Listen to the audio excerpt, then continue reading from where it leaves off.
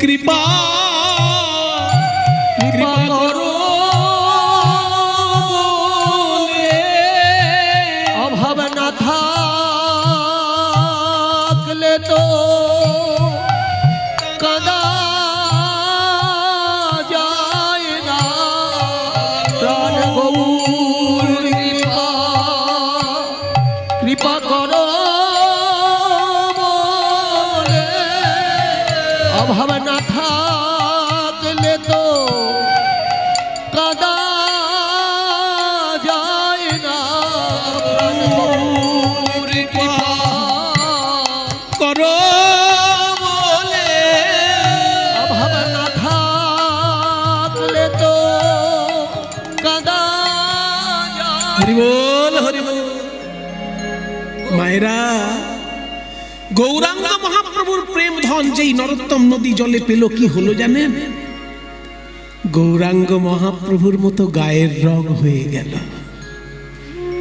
কালো ছেলে ডুব দিল আর ফর্সা হয়ে উঠে এলো।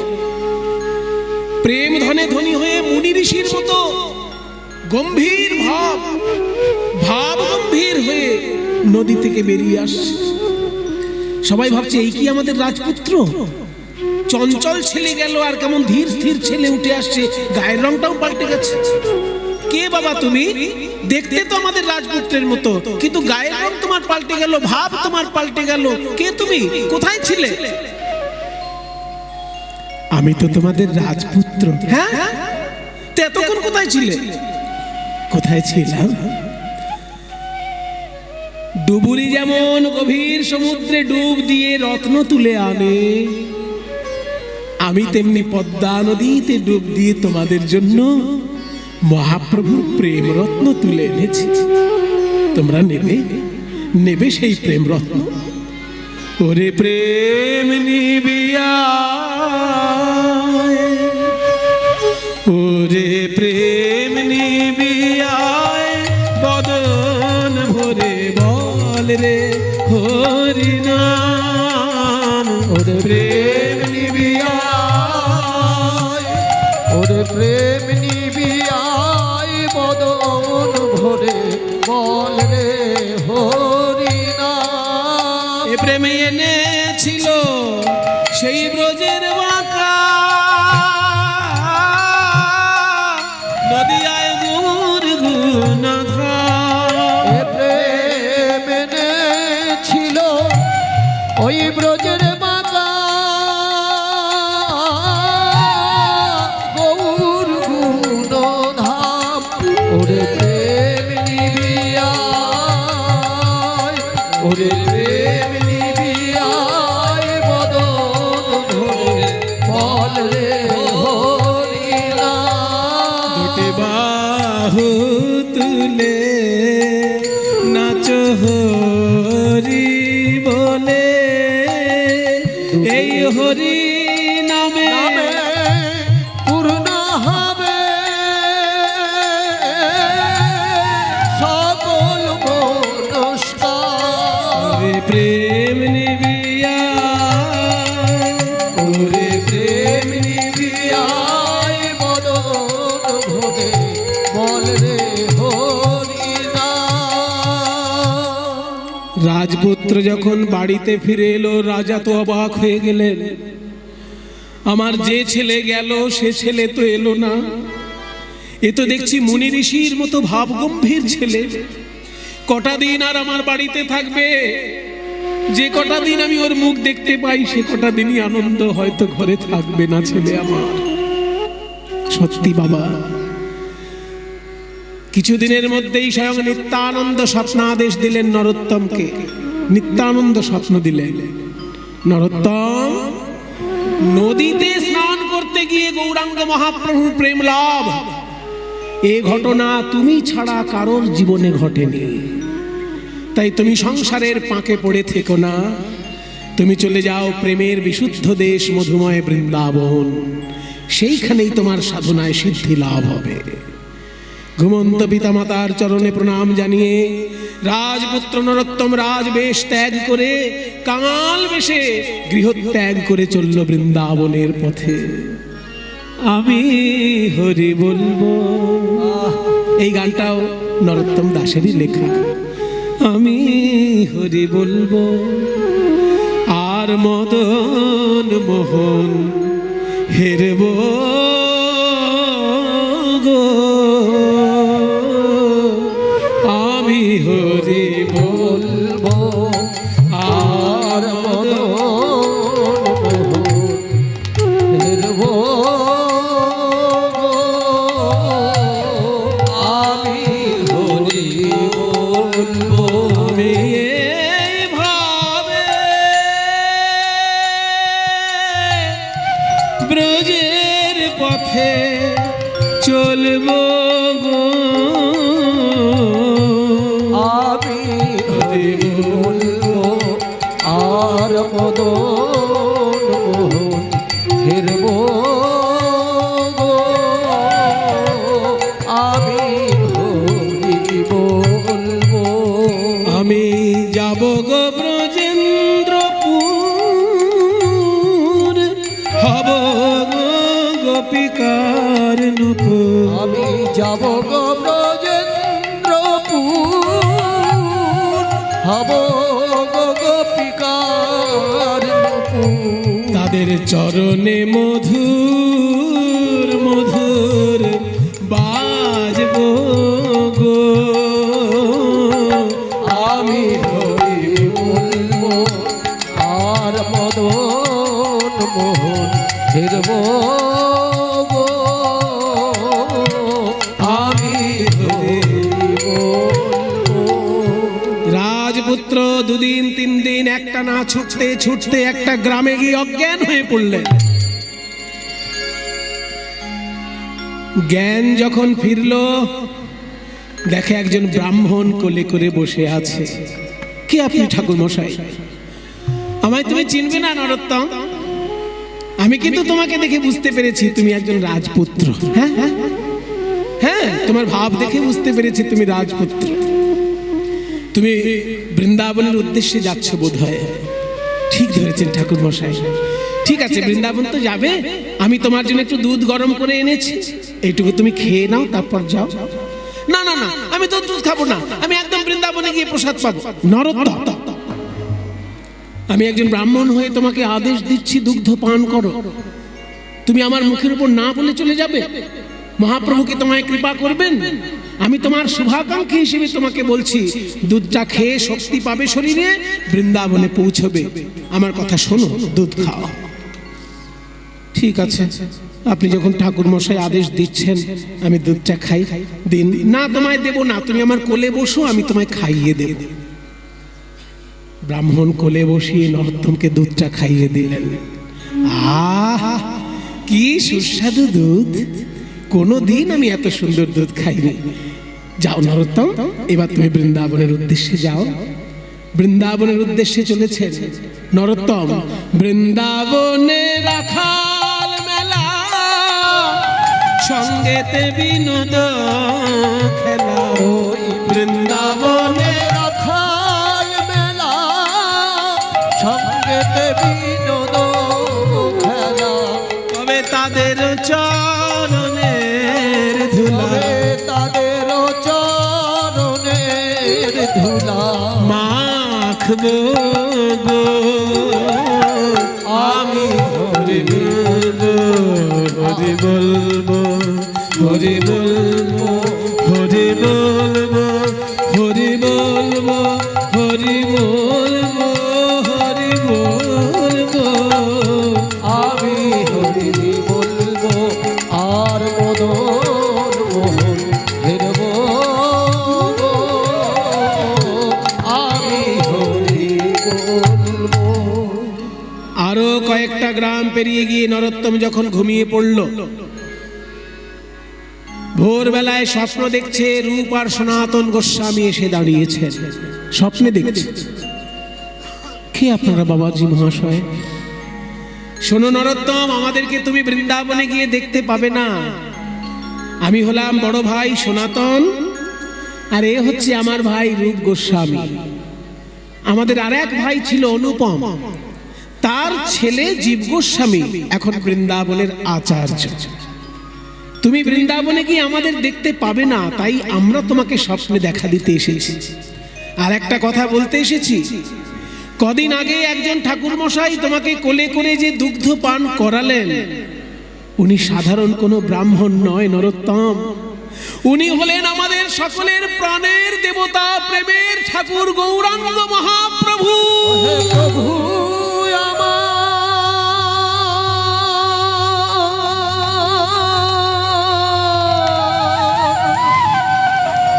তোমার বৈরাগ্য দেখে, তোমার পথের ক্লান্তি দেখে স্বয়ং মহাপ্রভু ব্রাহ্মণ রূপে তোমাকে কোলে করে বসিয়ে দুগ্ধ পান করিয়েছেন। তুমি বড় ভাগ্যবান নরোত্তম। যাও বৃন্দাবনে যাও, আমাদের সমাধি তুমি দেখতে পাবে, আমাদেরকে দেখতে পাবে না। ঘুম ভেঙে গেল নরোত্তমের, ছুটে চলল বৃন্দাবনে। কহে নরোত্তম দাস, আমার না পড়িল অভিলাষ, আর কবে ব্রজবাস, আর কবে ব্রজবাস করব গো। আমি হরি বলবো আর মদন মোহন ফেরবো। বৃন্দাবন ধাম কি জয় রাধা রানী কি জয় নিজ নিজ গুরু মহারাজ কি। জয়। এসো ভাই, কে তুমি? আমার নাম নরোত্তম দত্ত। হ্যাঁ, বাবার নাম? বাবার নাম কৃষ্ণধন দত্ত। আচ্ছা, আমি শুনেছি আমাদের বাংলায় রাজশাহী জেলার রাজার নাম কৃষ্ণধন দত্ত। আমি তারই পুত্র। ও রাজপুত্র হয়ে তুমি বৃন্দাবনে এসেছো, তাহলে কি বেড়াতে এসেছো? না জীব গোস্বামী পাদ, আমি বেড়াতে আসিনি, আমি রাধা কৃষ্ণের সেবা করার জন্য বৃন্দাবনে এসেছি। তার মানে আমি শুনেছি আমার জ্যাঠামণি রূপ গোস্বামী ছিলেন বাংলার অর্থমন্ত্রী, আর আমার বড় জ্যাঠা সনাতন গোস্বামী ছিলেন বাংলার প্রধানমন্ত্রী। তারা মন্ত্রিত্ব ত্যাগ করে ছুটে এসেছিলেন বৃন্দাবনে সাধনা করার জন্য। আর আজকে আমি চোখে দেখলাম একজন রাজপুত্র বৃন্দাবনে ছুটে এসেছে সাধনা করার জন্য। আমি আপনার জ্যাঠামণিকে স্বপ্নে দেখেছি।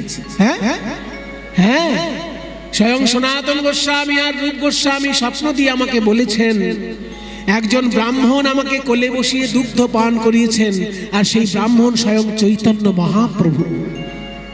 তাই নাকি?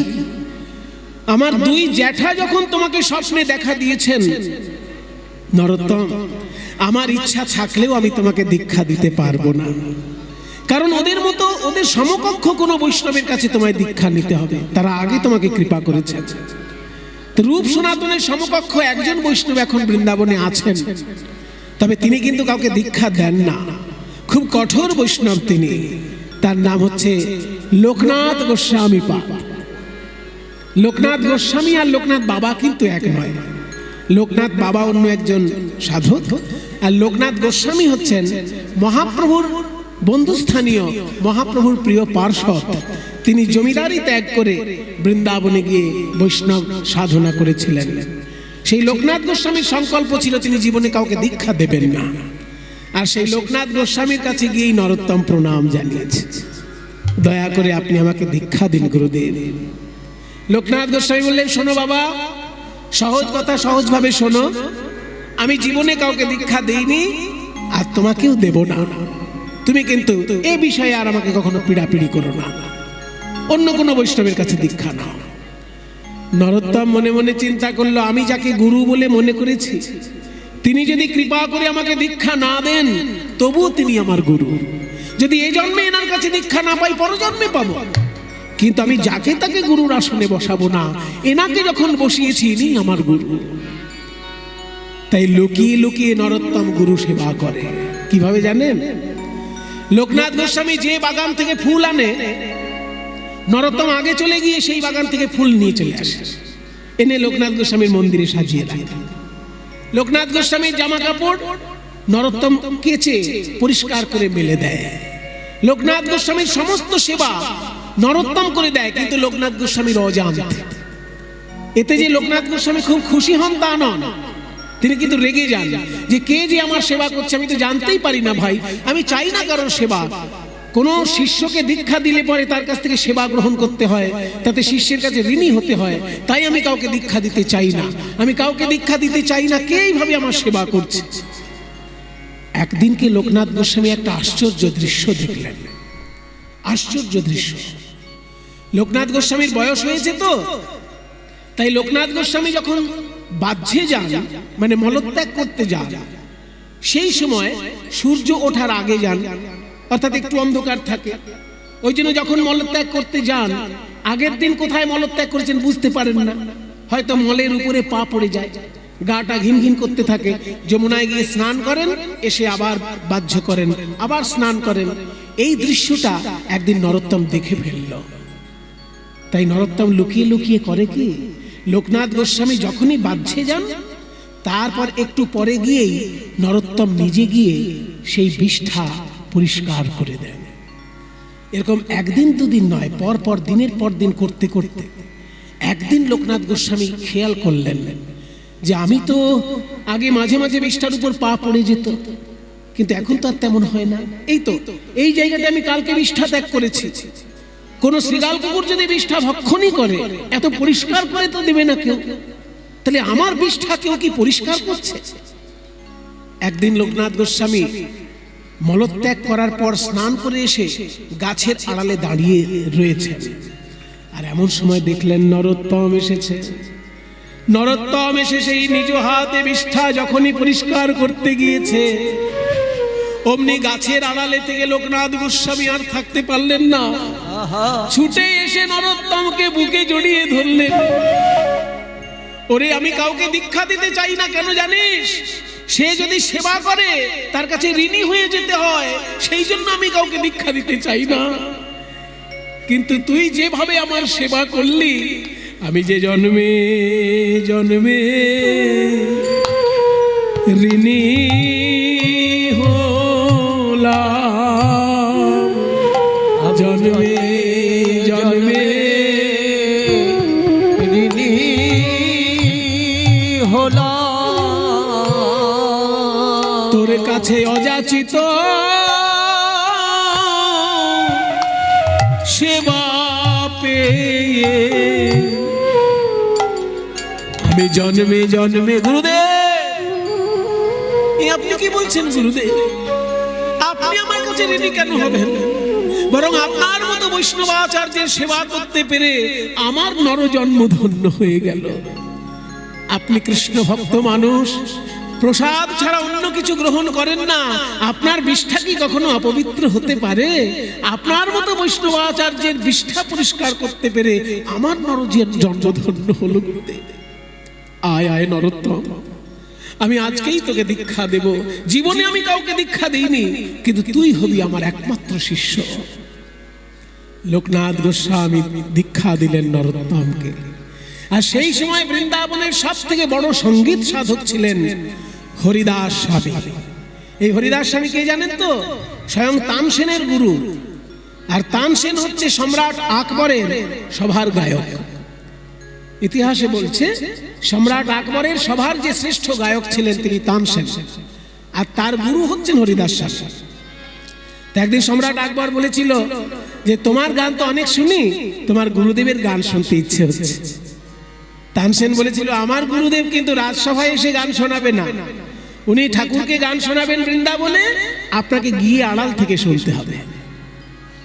সম্রাট আকবর বললেন আমি তাই শুনবো।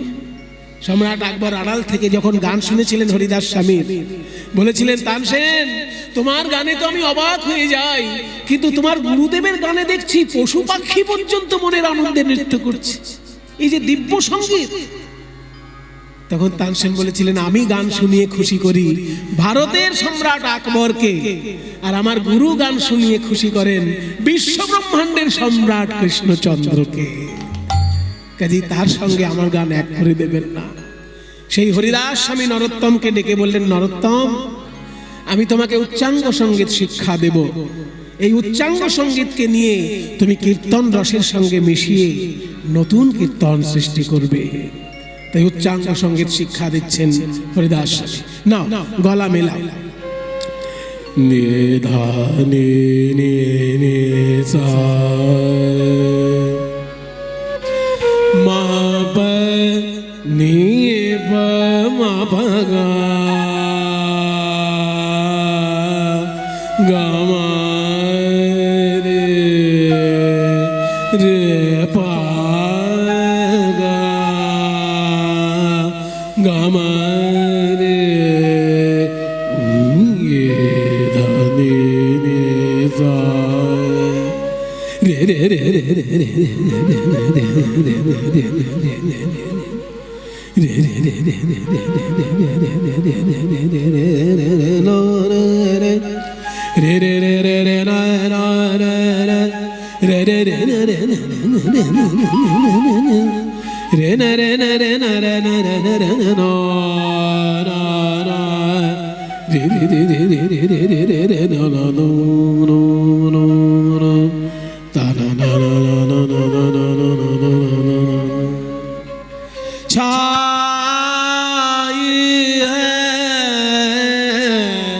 गहरा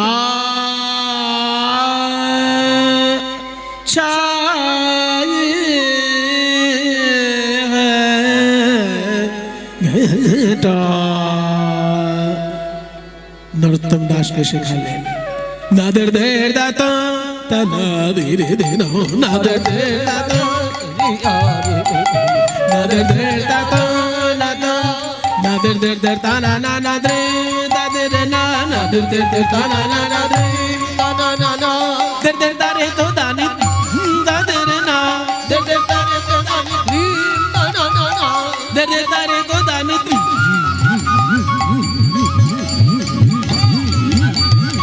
देर देर दारे तो दानी दादर ना देर देर दारे तो दानी ताना ना ना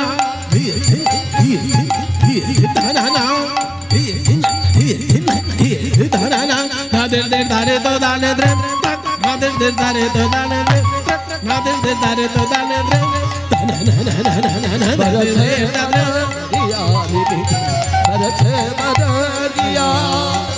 नादर देर दादरे नादर देर दादरे नादर देर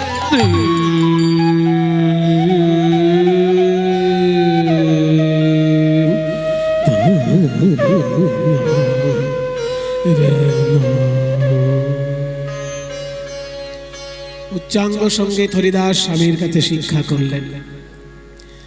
মায়েরা, সেই সময় ছিল আমাদের বৈষ্ণব জগতের স্বর্ণ জগৎ, সুবর্ণ যুগ।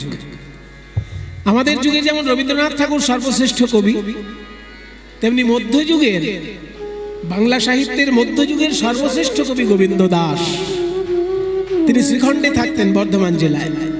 সেখান থেকে সুন্দর সুন্দর কবিতা লিখে বৃন্দাবনে পাঠাচ্ছেন, আর জীব গোস্বামী মনের আনন্দে একের পর এক আশীর্বাদ দিচ্ছেন। সেই গোবিন্দ দাসের লেখা পদ জীব গোস্বামী হাতে পেলে নরোত্তমকে দেখাচ্ছেন, দেখো তো এই পদটায় সুর দিতে পারো কিনা। নরোত্তম দাস তখন সেই পদগুলোতে সুর দিয়েছিলেন, সেগুলোই কীর্তন জগতের সর্বশ্রেষ্ঠ সঙ্গীত হয়ে আছে। গোবিন্দ দাসের পদ আর নরোত্তমের সুর, সেই গানগুলোকে বলা হয় মূলত গরানহাটি কীর্তন। একটুখানি উদাহরণ আপনাদেরকে আমি শোনাবো, কারণ এগুলো খুব দুর্লভ গান, এগুলো সব জায়গায় গাওয়াও যায় না, আর এই গানের শ্রোতাও বড় দুর্লভ। তবু যেহেতু আজকে নরোত্তম দাস ঠাকুরের জীবন কথা হচ্ছে, একটুখানি উদাহরণ আপনাদের সামনে রাখবো। পদটি হচ্ছে নীল রতন কি, পদটা আগে শুনুন তবে গানটা বুঝতে সুবিধা হবে। নীল রতন কি নবঘন ঘটা, গোবিন্দ দাসের লেখা। মানে শ্রীকৃষ্ণকে দেখতে কত সুন্দর, রাধারানী বলছেন কৃষ্ণ কি নীল রত্ন না কালো মেঘের ঘন ঘটা। নীল রত্ন কি, কি মানে নাকি, নাকি নব ঘন ঘটা, নখিলে নখিল নয়, মানে দেখেও যেন দেখা হয় না, আশা মেটে না। সেনা অঙ্গের ছটা, গোবিন্দের অঙ্গের শোভা এমন যে দেখেও যেন আশা মেটে না। এই গানটাকে মেঘ ওই মল্লার রাগে তিওর তালে নিবদ্ধ করেছিলেন নরোত্তম দাস ঠাকুর। আজ অবধি কীর্তন জগতে এই গানটি সেইভাবেই গাওয়া হচ্ছে। গো ও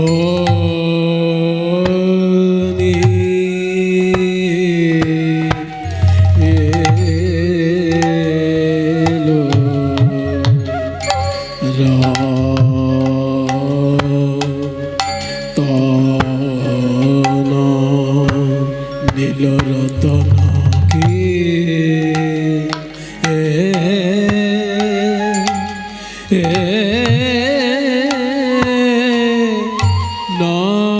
নব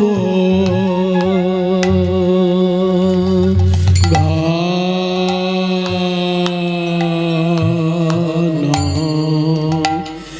লাভ ঘন ঘাটা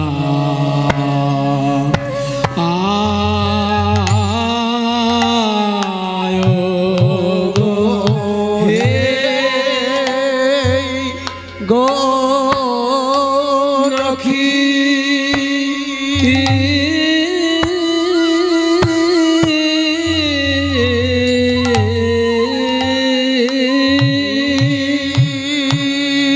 লে নখিলে নখিল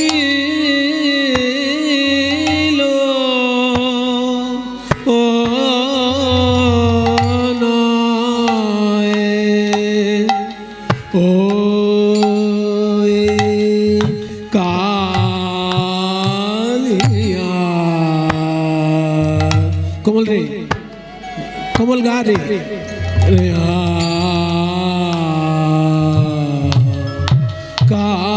কালিয়া অঙ্গের ছটা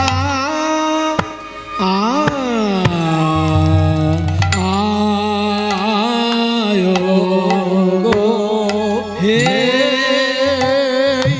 এমন কি শ্যাম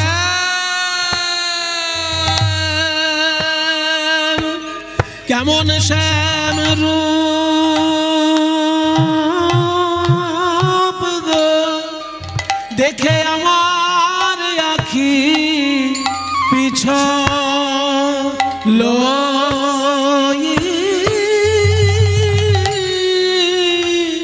একই রূপ রে রূপ তো লেখা গেল না কি বরণের কালো বটে রূপ তো লেখা গেল না গো কি বরণের কালো বটে শ্যামের রূপ তো লেখা গেল না কি বরণের কালো বটে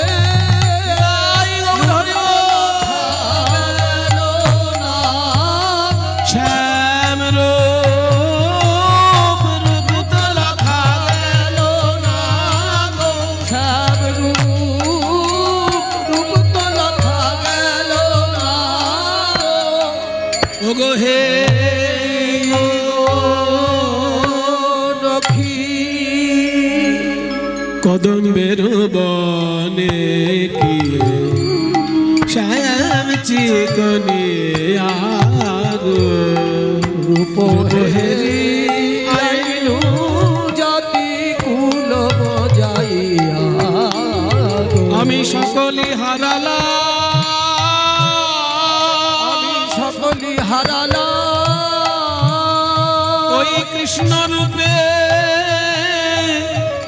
নয়ন দিয়ে নরোত্তম এ আমায় তুই কি শোনালি রে আমি তোকে উচ্চাঙ্গ শাস্ত্রীয় সঙ্গীত শোনালাম আর তুই এমন একটি গান শোনালি যে আমি ভাবে একদম ডুবে গেলাম কোন রাজ্যে আমি সকলই হারালাম কৃষ্ণ রূপে নয়ন দিয়ে এ কি ভাব বৈষ্ণব জগতে তোর এই কীর্তন সর্বোচ্চ আসন গ্রহণ করুক এই আমি প্রার্থনা করি সেই জন্য নরোত্তম দাস ঠাকুরের ওই কীর্তন গরানহাটি কীর্তন রূপে কীর্তন জগতে সর্বশ্রেষ্ঠ সঙ্গীত হয়ে আছে গানের শেষটা কি সুন্দর দেখুন পদকর্তা গোবিন্দ দাস বলছেন গোবিন্দ দাসে কহে সে না আখি বিষে না পেলে অধর সুধা বলকে বাজিয়া আইসে মানে রাধারানী বলছেন প্রাণ গোবিন্দের মুখটা যেন নীল পদ্ম ফুল আর চোখের মণি দুটো যেন কালো ভ্রমর। তা চোখের মণিকে যখন কালো ভ্রমর বলেছে আর মুখটাকে পদ্ম ফুল বলেছে, নীল পদ্ম। গোবিন্দ দাস বলছে রাধারানী ওই কথা বলে শেষ করে দিও না, তাহলে ভক্তরা ভয় পেয়ে যাবে, কারণ চোখকে তো তুমি কালো ভ্রমর বলেছ। এটাও বলে দাও যে ওই নয়ন ভ্রমর যদি কাউকে দংশন করে তাতে যে জ্বালা হয়, সেই জ্বালাটা প্রশমিত করার উপায়ও ওই বদনেই আছে। সেটা কি না? অধর সুধা। যদি কাউকে নয়ন ভ্রমর দংশন করে, তাকে আবার অধরের সুধা দিয়ে তিনি তার সমস্ত জ্বালা যন্ত্রণা দূর করে দেন। ওই আখির বিষে যারে যারে, ওই আখির বিষে যারে যারে, যারে যারে, খেয়াল করুন, যারে যারে মানবে বর্গের জয়াকার রয়কার, 29 জয়াকার রয়কার, 29 জয়াকার রয়কার, যারে মানে যাকে, আর বর্গের জয়াকার রয়কার যারে মানে জ্বালা দেয়। আখির বিষে যারে যারে, যাকে জ্বালা দেয় ওই নয়নের বিষে, অধর সুধা ঔষধি তারে, আখির বিষে যারে যারে, অধর সুধা ঔষধি তারে, আখির বিষে যারে যারে, অধর সুধা ঔষধি তারে, না পিলে কি বাঁচতে পারে। অধর সুধা ঔষধি তারে, না পিলে কি বাঁচতে পারে, অধর সুধা ঔষধি তারে, না পিলে কি বাঁচতে পারে, অধর সুধা ঔষধি তারে, না পিলে কি বাঁচতে পারে, ওই আখির বিষে যারে যারে, না পিলে অধর সুধা কে বাজিয়া আইছে, কে বাজিয়া আইছে। ধন্য তোর সঙ্গীত, ধন্য তোর অবদান কীর্তন জগতে। নরোত্তম দাস ঠাকুর সঙ্গীত আচার্য হলেন। বাকি থাকলো শুধু গোপী ভাবের সাধনা। এই গোপী ভাবের সাধনা হলেই বৈষ্ণব জগৎ সাধনা, বৈষ্ণব সাধনা সম্পূর্ণ হয়ে যায়। তাই সেই যুগে শ্রীনিবাস আচার্য ছিলেন বৃন্দাবনের এই গোপী ভাবের শিক্ষা দেবার জন্য। শ্রীনিবাস আচার্য বললেন, নরোত্তম, গোপী ভাবের সাধনা করতে গেলে প্রথমে ভুলতে হবে আমি একজন পুরুষ মানুষ, আমি একজন রাজপুত্র, এটা তো সবার আগে ভুলতে হবে। তারপরে ভুলতে হবে আমি একজন পুরুষ মানুষ। তুমি আজ থেকে মনে করো তুমি বৃন্দাবনের একটি কিশোরী বালিকা, একটি কিশোরী নারী। তুমি ব্রজবালা হিসেবে আজ থেকে নিজেকে চিন্তা করো, কিশোরী ব্রজবালা হিসেবে। আর তুমি মনে করবে রাধারানীর দাসী তুমি, রাধারানীর কৃপায় তুমি সেবা করতে এসেছো। এই ভাবটাকে আগে স্থায়ী করো, তা না হলে গোপী ভাবের সাধনা হবে না। ঠিক আছে আচার্য প্রভু, এটা না হয় স্থায়ী করলাম। তারপর তুমি চোখ বন্ধ করে ধ্যান করবে। ধ্যান করে দেখবে দুটো ভুরুর মাঝখানে জ্যোতি দেখতে পাচ্ছ কিনা। তারপর দেখবে জ্যোতির ভিতরে তুমি কুঞ্জ মন্দির দেখতে পাচ্ছ কিনা। তারপর দেখবে কুঞ্জের মধ্যে রাধা কৃষ্ণ দেখতে পাচ্ছ কিনা। রাধা কৃষ্ণ কথা বলছেন, তুমি আবার নিজেকে দেখতে পাবে ধ্যানের মধ্যে, তবে ধ্যানটা সম্পূর্ণ।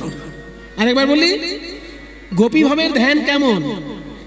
চোখ বন্ধ করে আগে দেখতে হবে বৃন্দাবন, বৃন্দাবনের ভিতরে দেখতে হবে কুঞ্জবন, কুঞ্জবনের ভিতরে দেখতে হবে রাধা কৃষ্ণ, আর কুঞ্জবনের বাইরে দেখতে হবে নিজেকে গোপী ভাবে দাঁড়িয়ে আছে, গোপী স্বরূপে দাঁড়িয়ে আছে, নিজেকেও দেখতে হবে ধ্যানের মধ্যে। এইভাবে যদি ধ্যানে দেখতে পাও তবে তোমার সেবা করার অধিকার হবে। আচার্য প্রভু, আমার সেবা কি হবে? তোমার সেবা হবে দুধ গরম করে রাধা কৃষ্ণকে পান করতে দেওয়া। মানে রাধা কৃষ্ণ কথা বলতে বলতে ক্লান্ত হয়ে পড়বেন, তারপর তোমার কাছে দুধ খেতে চাইবে, তুমি তখন গরম দুধটা তাদের মুখের সামনে ধরবে, এটাই তোমার সেবা। তাহলে তুমি ধ্যান করো, ধ্যানের মধ্যে গোপী হয়ে নিজে দুধ গরম করো, রাধা কৃষ্ণ কথা বলে আসলে তুমি সেই দুগ্ধ তাদেরকে দেবে। ধ্যানের মধ্যে ডুবলেন নরোত্তম। দুটি ভুরুর মাঝখানে দেখতে পেলেন উজ্জ্বল জ্যোতিপুঞ্জ, জ্যোতির ভিতর দেখতে পেলেন বৃন্দাবন, বৃন্দাবনের ভিতরে দেখতে পেলেন কুঞ্জবন, আর কুঞ্জবনের ভিতরে দেখলেন রাধা কৃষ্ণ যুগল কিশোর কথা কইছে। আর কুঞ্জের বাইরে নিজেকেও দেখতে পেল গোপী ভাবে দাঁড়ায় আছে। রাধা কৃষ্ণ প্রাণ মোর যুগল কিশোর। রাধা কৃষ্ণ প্রাণ যুগল কিশোর। জীবনে মরণে গতি আর নাহি মোর। জীবনে মরণে গতি আর নাহি মোর। জয় রাধা কৃষ্ণ প্রাণ মোর যুগল কিশোর। জয় রাধা কৃষ্ণ প্রাণ মোর যুগল কিশোর। যমুনা পুলিনে কেলি কদম বিরবনে। যমুনা পুলিনে কেলি কদম্বের বনে। রতন বেদির পরে বসাব দুই জনে। রতন বেদীর পরে বসাবো দুই জনে। ওই ললিতা বেশাখায়াদি যত সখী বৃন্দে তাদের আজ্ঞায় করিব সেবা চরণারবিন্দে। জয় রাধা কৃষ্ণ প্রাণ মোর যুগল কিশোর। জয় রাধা কৃষ্ণ প্রাণ মোর যুগল কিশোর। গোপী ভাবে ডুবে গেল নরোত্তম। ধ্যানের মধ্যে দেখছে কুঞ্জবনের ভিতরে রাধা কৃষ্ণ কথা বলছেন, আর কুঞ্জের বাইরে নিজেকেও দেখছেন বৃন্দাবনের কিশোরী হয়ে স্বর্ণ পাত্রে দুধ গরম করছে। নিজেকেও দেখতে পাচ্ছে ধ্যানের মধ্যে দুধ গরম অবস্থায়। তো ভাবলো দুধ গরম হতে তো একটু সময় লাগবে, রাধাকৃষ্ণ কি কথা বলছে একটু শুনে আসে। এই ভেবে গোপী ভাবে যখনই ওই কুঞ্জের বাইরে কান পেতেছে, কুঞ্জ মানে বুঝতে পারছেন তো লতা পাতার দেওয়াল, আড়ালে রাধাকৃষ্ণ রয়েছেন আর বাইরে নরোত্তম কান পেতেছে, তাই রাধাকৃষ্ণের কথা শুনতে পাচ্ছে। রাধারানী আমার গোবিন্দের রাঙা চরণ নিজের কোলের উপর তুলে নিয়ে চরণ সেবা করছে আর বলছে, বধূ হে বধূ হে, বল বধূ কি আর বলিব আমি। বধূ কি আর বলিব আমি। আর বলিব আমি। বধূ আমার জীবনে মরণে জনমে জনমে প্রাণনাথ হয় তুমি কি আর বলিব আমি। আমার তোমার চরণে আমার পরাণে লাগিল প্রেমের ফাঁসি, তাই সব সমর্পিয়া এক মন হইয়া নিশ্চয় হইলাম দাসী। আমি বিনামূল্যে বিকাইলাম বিনামূল্যে, এখন না ঠেলো ছলে অবলায় খুলে, যে হয় উচিত তোর। তাই ভাবিয়া দেখিল প্রাণনাথ বিনে গতি যে নাহি মোর। যদি তোমায় দেখতে না পাই কি হয় জানো আমার? আখির নিমেষে যদি নাহি হেরে তবে সে পরাগে মরি। চণ্ডী দাসে কয় পরশ রতন গলায় গাঁথিয়া পরি। কি আর বলিব বলিব আমি আর বলিব বলিব বোধ কি আর বোধ কি আর বলিব আমি। কি আর বলিব বলো বোধ কি আর বলিব আমি। গোবিন্দ বলছেন রাধে তোমার কাছে যখনই আসি তুমি শুধু চোখের জলে ভাসো। একবার আমার মুখের দিকে তাকে একটু হাসো দেখি। চাহ মুখ তুলি রায় চাহ মুখ তুলি নয়ন নাচনে নাচে হিয়ার পুতলি রাধে বিনোদিনী। একবার কথা শুনতে শুনতে হঠাৎ যেই দুধ গরম উতলে গিয়েছে সেই দুধ নামাতে গিয়ে সঙ্গে সঙ্গে হাতে ছ্যাঁকা লেগে গেল। আর ছ্যাঁকা লেগে সঙ্গে সঙ্গে ধ্যান ভঙ্গ হয়ে গেল। একি আমার হাতে ছ্যাঁকা লেগে গেল। গুরুদেবের কাছে গিয়ে বলছে গুরুদেব আপনি আমায় সেবা করতে দিয়েছিলেন বটে কিন্তু আমি কৃষ্ণ সেবার যোগ্য নই। শ্রীনিবাস আচার্য বললেন ওরে কতজনকেই তো আমি বলেছি ধ্যান করো কিন্তু কে পেরেছে তোর মতো ধ্যানে ডুবে গিয়ে রাধা কৃষ্ণের সেবা করতে করতে। তাই আজকে তুই সিদ্ধি লাভ করেছিস, তুই হলি আচার্য নরোত্তম। ওই জন্য সেদিন থেকে নরোত্তম দাসকে বলা হয় ঠাকুর নরোত্তম। সেই নরোত্তম দাস ঠাকুরের জন্যই আজকে কীর্তন আমরা এত সুন্দর রূপে আমাদের কাছে পেয়েছি। তাই সবাই মিলে আপনারা একটু জয়ধ্বনি দিন নরোত্তম দাস ঠাকুর কি।